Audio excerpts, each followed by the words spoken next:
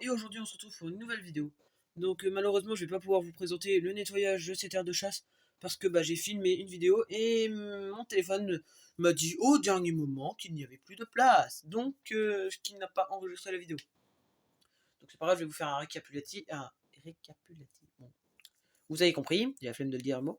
Donc j'ai dû nettoyer l'aire de chasse de mes Temnothorax inodori. Avec du coup le changement de la place des cailloux, les bouts de bois, l'abreuvoir qui est rempli, le liquide sucré, et aussi un petit verre de farine des familles, parce que elles adorent ça, mes fourmis. Aussi, je vais vous présenter comment va la Messor Barbarus, et un nid que j'ai construit moi-même, du coup, que je crois que vous voyez à l'écran. Oui, vous le voyez un peu, c'est celui-là. Donc, voilà. Donc, j'espère que cette vidéo va vous plaire, et avant de commencer, n'oubliez pas de vous abonner, de lâcher un petit like. Je vous menace, hein, c'est pas grave. Non, je rigole. Donc, lâchez un like, de vous abonner, et au cas où si les commentaires sont activés, ça je verrai s'il n'y a pas de bug de YouTube, de laisser un petit commentaire, ça me ferait extrêmement plaisir. Ne vous inquiétez pas, dès qu'il y a un commentaire, je lis et je réponds, principalement. Donc, nous allons passer à la vidéo. Donc, là, les Temnothorax inodori, je vous ai déjà fait un résumé, donc pas besoin de vous en parler un peu plus, à part niveau couvain, donc hop, pour pas trop les gêner, on va éviter de trop secouer le nid, c'est pour ça que j'y vais lentement. Donc voilà, donc la colonie se porte super bien depuis que la température est un peu remontée. Il y a même du couvain qui a été pondu à une vitesse phénoménale. C'est une vraie mitrailleuse, la reine. Hop, d'ailleurs, on commence à avoir des nymphes. Mais non, on commence à avoir des nymphes. Là, nous en avons une. Là aussi, une qui est en train de se balader. Oh merde, vous voyez pas trop, désolé. Et là, ici. Attendez, je vais tenter de vous rapprocher avec le trépied. Ah, vous voyez pas très bien.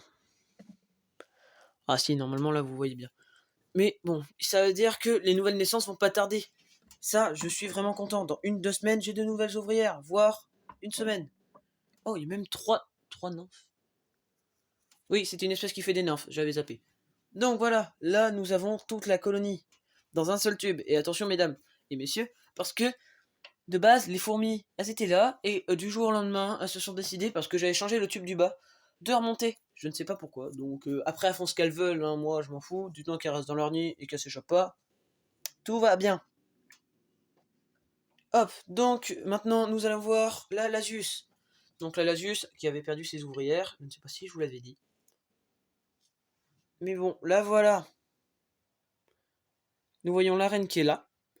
Et son ouvrière que nous voyons pas trop. Ouais, elle est sous la reine. Donc nous voyons que le coton est dégueulasse. Bon bah ça c'est un problème. Mais bon, je changerai de tube dès que les nouvelles ouvrières seront nées. Parce que là pour l'instant j'en ai qu'une seule et les autres sont mortes. Donc voilà, donc ça c'est une Lasius SP noire. J'ai pas pu encore la reconnaître exactement. J'ai pas de microscope pour compter ses poils. Parce que oui, une fourmi ça a des poils. Oui, moi aussi j'ignorais jusqu'à il y a eu 1 mois, 2 mois. Donc voilà. Donc là nous avons une Messor Barbarus que j'ai eu en achetant depuis Sony de Fourmium. Et à partir de 30 €, donc je leur fais pas de la pub, mais bon, je vous dis pourquoi je l'ai eu. À partir de 30 €, ils vous offrent une reine Messor Barbarus, qui est cher payée quand même pour une reine. Donc là voici. Je sais pas si vous la voyez. Ah si, vous la voyez même très bien. Donc voici la Messor Barbarus, la stressée des reines dans le monde. Elle a un peu de couvain, je sais pas si vous avez vu vite fait quand elle est passée devant la caméra. Elle vous a fait un petit bonjour vite fait. Mais bon, en tout cas, je la trouve vraiment choubidou, c'est une de mes espèces favorites. Oui, j'ai repris une expression d'un youtubeur qui fait aussi des fourmis, mais j'adore cette expression. Donc. Et c'est ce que je disais tous les jours de base. Donc choubidou, ça fait partie de mon répertoire maintenant. Hop, on la pose. Donc maintenant, je vais vous présenter le nid que j'ai construit moi-même. Donc j'en ai pas mal... Voilà, vous avez compris. Donc voici le nid. Bon, là, il est de travers. Attendez, vous n'êtes pas bien cadré, je vous redécale. Voilà, voici le nid. Donc c'est un nid en pierre reconstituée. Donc la pierre, je l'ai trouvée dans mon jardin, en me baladant un peu. Chacun fait ce qu'il veut. Donc là, nous avons 2-3 défauts de nid. Déjà, je les ai remarqués après avoir fait des tests, sans fourmis à l'intérieur bien sûr, parce que sinon, je ne sais pas si ça peut bien se passer ou non. Et j'ai pas envie de perdre la colonie. Et surtout que c'est extrêmement embêtant à déplacer. Donc là, nous avons la réserve d'eau de base qui sert, mais bon, qui ne sert à rien. Je vais vous expliquer pourquoi juste après. Nous avons une salle ici avec petite ouverture que nous voyons ici. Donc ça fait, j'aimais bien cet effet, un trou mais sans qu'on le voie dessus du trou. Hop, ici nous avons l'accès au nid par là de 10 mm de diamètre exprès pour les tuyaux de 10 mm de raccord et de diamètre pour faire les raccords. Désolé, je suis allé un peu trop vite. Et là nous avons la grosse partie du nid. Donc c'est un nid pour fondation de Messor Barbarus à partir d'une dizaine voire vingtaine d'ouvrières vu la taille de l'espèce. C'est une très grosse espèce et une très jolie espèce, on va pas se mentir. Donc ce nid je l'ai fait spécialement pour Magie de Messor Barbarus en avance, comme ça je ne suis pas trop en retard. Et comme ça si j'en ai besoin urgemment, bah c'est nickel, je l'ai déjà. Donc je vais vous expliquer ses défauts.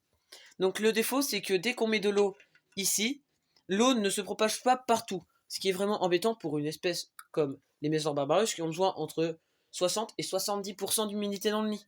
Donc ce qui fait que du coup, ça humidifie que cette toute partie là, c'est toute petite, oui c'est pas beaucoup. Et encore, parfois ça n'humidifie même pas. En plus la réserve d'eau se vide extrêmement vite, parce qu'elle se propage surtout dans ce coin là.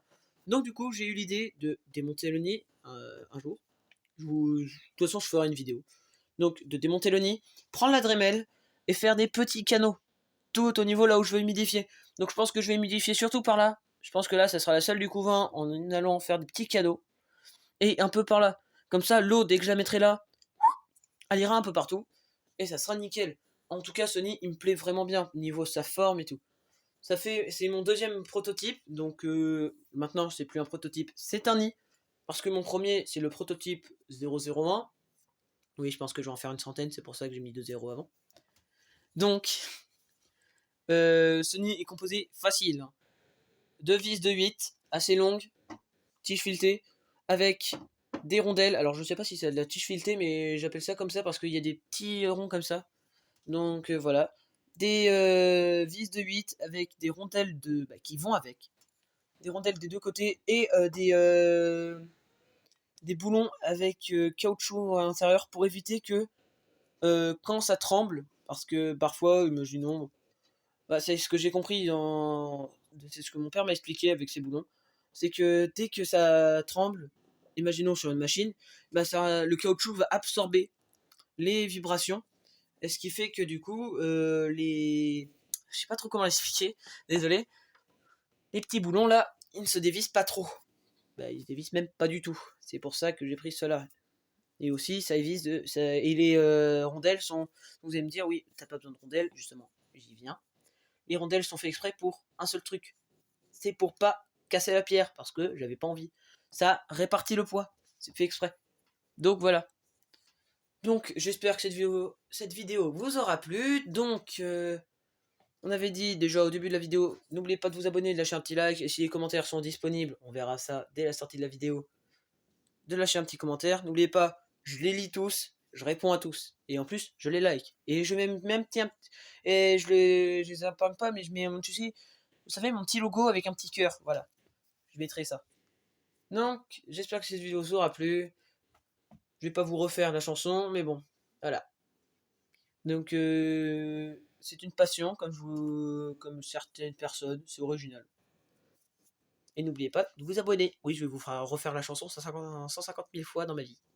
A plus, c'était Sitank Mirmeko, à la prochaine. A plus.